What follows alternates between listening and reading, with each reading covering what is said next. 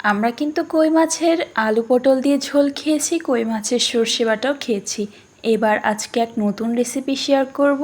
এটা হচ্ছে কই মাছের বারবিকিউ। তেলাপিয়া মাছের যেমন বারবিকিউ খাওয়া যায়, ঠিক তেমনই কই মাছের বারবিকিউটাও কিন্তু খেতে অনেক মজা হয়। তো প্রথমে মাছে মশলা দিয়ে ফ্রাই প্যানে তেল দিয়ে মাছগুলোকে 10 থেকে 15 মিনিট ফ্রাই করে নিলেই কিন্তু বারবিকিউ রেসিপিটা একদম রেডি। চলো তাহলে কি কি মশলা লাগছে সেটা একবার দেখিয়ে দিব। নিয়েছি পেঁয়াজ, জিরা, জায়ফল, এলাচ, দারচিনি, লবঙ্গ, তেজপাতা, রসুন, জয়ত্রী। সবগুলো মশলা আমরা একসাথে বেটে নিয়েছি জল দিয়ে। নিয়েছি টমেটো পেস্ট, আদা বাটা, ধনিয়া গুঁড়া, টক দই, লাগছে হলুদ, লবণ, লঙ্কার গুঁড়া, এক টুকরা লাগছে লেবু। একটা পাত্রে আমরা সবগুলো মশলা একসাথে মিশিয়ে নিব। সবগুলো বাটা মশলা দিয়ে দিচ্ছি। দিয়ে দিব টক দই, ফ্যাটানো টক দই দিয়ে দিব।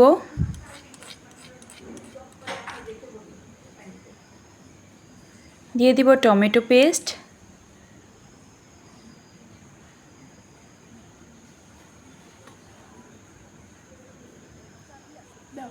হলুদ, লবণ, লঙ্কার গুঁড়া পরিমাপ মতো নিয়েছি।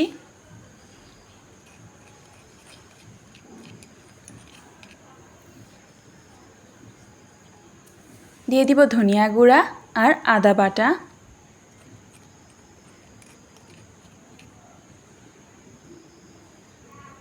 একটু লেবুর রস দিয়ে দিব।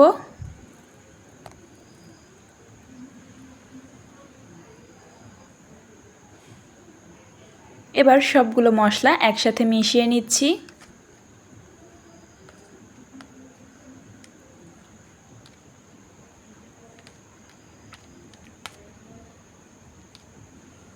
এবার একটি পাত্রে নিয়ে নিব কই মাছ।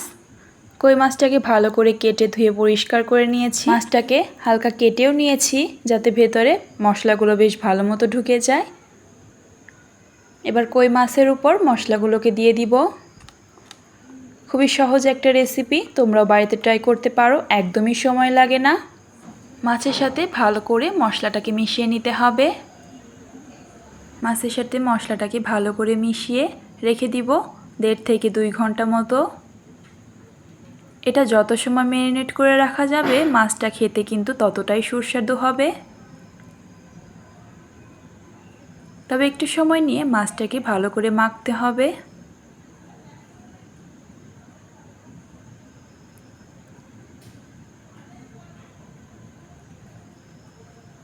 এই বারবিকিউ রেসিপিটা কিন্তু তোমরাও বাড়িতে ট্রাই করতে পারো।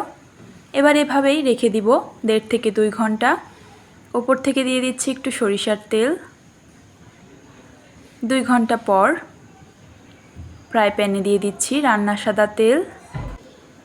এবার তেলটা গরম হয়ে আসলেই কই মাছগুলো তেলের উপর ছেড়ে দিব। তবে তেলটাও কিন্তু বেশি লাগছে না।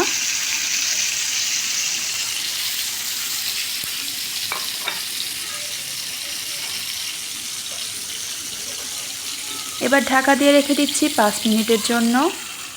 গ্যাসের ফ্লেমটা একদম মিডিয়ামে রাখবো যাতে মশলাটা পুড়ে না যায়, মাছটা যাতে ভেতর থেকে কুক হয়ে আসে। খুব সাবধানে উল্টিয়ে পাল্টিয়ে দিতে হবে। খেয়াল রাখবো মাছটা যাতে ভেঙে না যায়।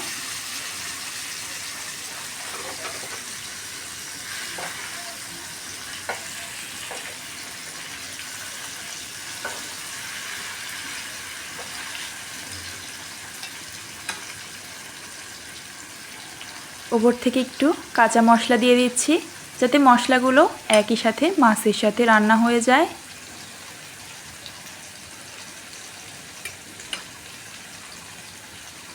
আমরা মশলাটা আগেই দিচ্ছি না কারণ মশলাটা পুড়ে গেলে কিন্তু তিতা লাগবে খেতে, সেজন্য আমরা একটু পরেই মশলাটা দিলাম।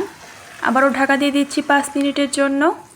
5 মিনিট পর ঢাকা তুলে নিয়েছি।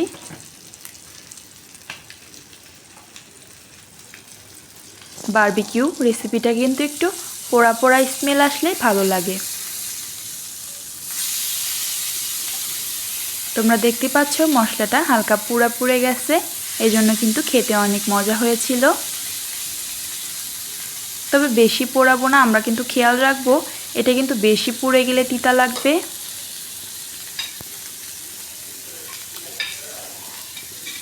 পাত্রে যতটুকু মশলা আছে আমরা সবটুকু মশলা মাছের উপর দিয়ে দিচ্ছি।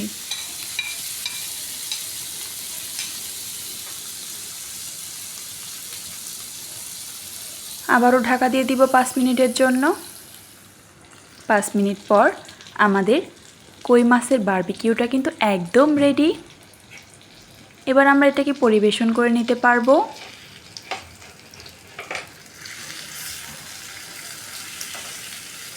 পোলাও কিংবা ঝরঝরে ভাতের সাথে কিন্তু এই কই মাছের বারবিকিউটা খেতে অনেক মজা লাগবে। খুব সহজ একটা রেসিপি,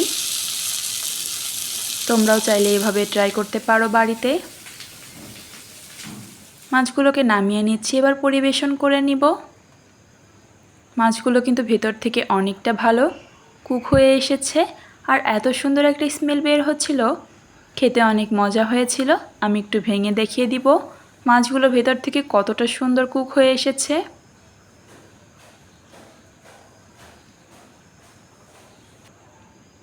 ভিডিওটি ভালো লাগলে অবশ্যই একটা লাইক দিয়ে দিও, আর চ্যানেলটি সাবস্ক্রাইব করে না থাকলে সাবস্ক্রাইব করে দিও।